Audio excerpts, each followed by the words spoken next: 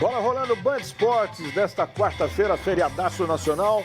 Vamos com o jogo entre Bragantino e São Paulo. O jogo aconteceu lá em Bragança. Bragantino tentando se livrar do rebaixamento, mas pelo visto não vai dar não. Empatou com o São Paulo em casa, 1-1 o placar. Vamos ver os gols da partida.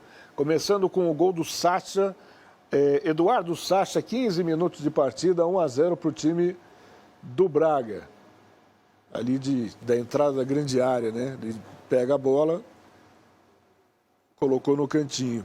E aí o Lucas faz um golaço aos 24 minutos do primeiro tempo, empatando nessa jogada aí, ó. O Lucas é muito bom, né? Impressionante. Primeiro, o Cacá, o primeiro tempo do São Paulo se resume a essa jogada do Lucas. Que na verdade ele tenta dar uma pedalada, ele falou isso, né? Erra, mas ele continua no... Ele insiste, consegue roubar ali do Capixaba e faz o gol. Muito bem, esses são os melhores momentos da partida. Segundo tempo não teve jogo? No segundo tempo o São Paulo melhorou, até o trecho em que eu vi. Exatamente, até os 15 minutos. Até os 15 minutos ali com o Ferreirinha sendo bastante atuante pelo lado esquerdo, né? Exato. Um jogador que tem o dom do drible, né? Um jogador que pode cortar para dentro para finalizar. São Paulo, até onde eu assisti ao jogo, não vou mentir aqui e falar que eu vi o segundo tempo, porque eu não vi, estava aqui também no ar. não. Mas até onde eu assisti no segundo tempo, aos 15 minutos ali, mais ou menos, São Paulo tinha melhorado na segunda etapa em relação ao Bragantino. No primeiro tempo, o Bragantino foi melhor. Mas vale destacar também que o São Paulo chegou completamente desfalcado, né? Sem o Caleri, por exemplo, hoje jogou o André Silva.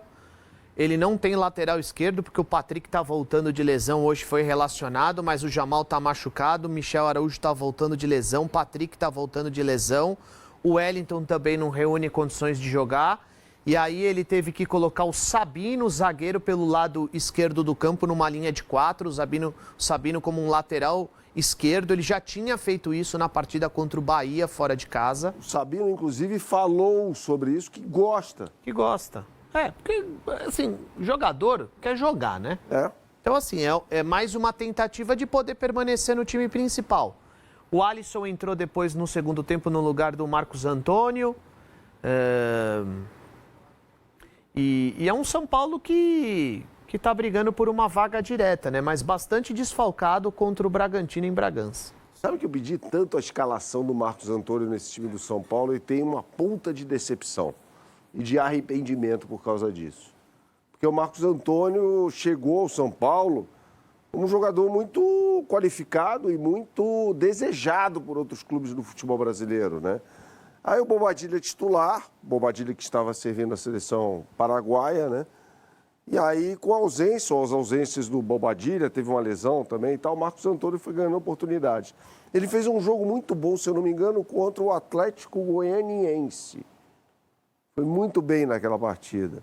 Contra o Internacional no Morumbi, naquele sapeca que o São Paulo tomou, eu acho que ele jogou e não foi bem naquela partida. Não foi bem. E aí ele vem tendo oportunidade e não as aproveita, né? Eu acho que ele poderia render melhor com mais um homem ao lado dele, um cara que tem mais ou menos a mesma característica. Ele não é um cara de combate, não é um cara de jogo. Não é. Por isso eu acho que assim, um meio-campo com um primeiro volante, pode ser o Luiz Gustavo, o Pablo Maia quando voltar, o Santilongo, com dois caras que saem para jogar com qualidade, Alisson e Marcos Antônio, porque hoje é um primeiro volante, Marcos Antônio e praticamente 4 atacantes, porque o Luciano não é meia.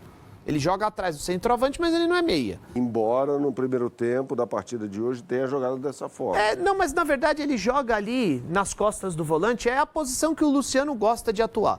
É atrás ali do centroavante, às vezes ele recua um pouco e vem buscar essa bola, às vezes um pouco mais para frente, adiantado ali como um segundo atacante, mas é ali que ele gosta. Luciano não gosta de ser centroavante.